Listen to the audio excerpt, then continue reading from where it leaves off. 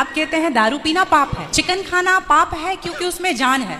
दारू में ऐसी कौन सी चीज मिली होती है कि उसको पीने से पाप हो जाता? अगर आप पी के कुछ गलत कर रहे हैं तो फिर गलत है क्यों? और अगर दारू में नशा चुकी होता है, अगर वो पाप है, तो फिर तो पुड़िया खाना, सिगरेट पीना, सारी चीजें पाप में आ जाएंगी। पाप अलग विषय है, अभी मैं समझा देता हूँ आपको। जब हमारा देश गुलाम था जी, तो एक अंग्रेज ने एक पंडित जी की कनपटी पे बंदूक रखी और अंग्रेज ने कहा, ये पंडित जी यहाँ आओ, तुम बड़े पुजारी हो? हाँ पुजारी हैं। हिंदू हो? हाँ। आज मैं तुम्हें गोली मारूंगा।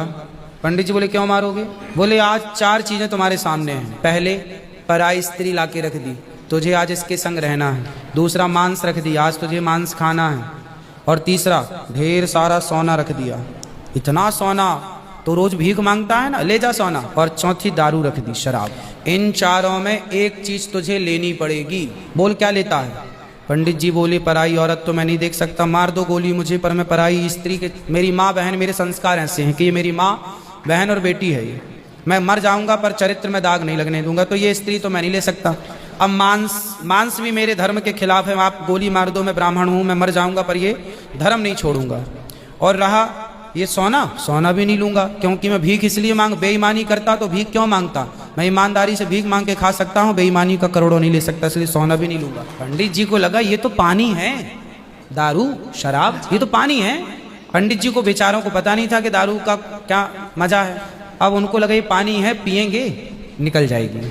पानी समझ के पंडित जी ने बोला कि चलो, गोली कनपटी में बंदूक रखा है, चलो पी लेते हैं। पंडित जी ने दारू पी, और जब दारू पी ली तो दारू जब पी तो नशा चढ़ा। शराब का जब नशा चढ़ता है तो इंसान नहीं रह जाता। जैसे स्त्रियों को, जिसको ऑपरेशन होता है ना, तो रीढ़ की हड्डी में डॉक्टर एक इंजेक्शन लगाते हैं, जिससे शून्य हो जाती है। वो अंग क्या हो जाता है? कोई भी ऑपरेशन में डॉक्टर आपको शून्य कर देता है। उसी तरह शराब आपके मस्तिष्क को, आपके सोचने विचारने की क्षमता को शून्य कर देती है। आप ये निर्णय नहीं ले पाते कि क्या सही है और क्या गलत है। अब पंडित जी जब नशे में झूमने लगे तो वो उस स्त्री को छेड़ने लग गए, ए यहाँ जा, नशे में। तो यही तो प्रश्न था मेरा गुरुजी कि वो नशे में ऐसा कर रहे हैं तो गलत है। अगर जो बोलते हैं हम जेंटलमैन पैक पीते हैं, हम 2 पैक पीते हैं या 3 अच्छा ये बताओ, नशे में करने लगे तो गए, वो नशा आया कहाँ से?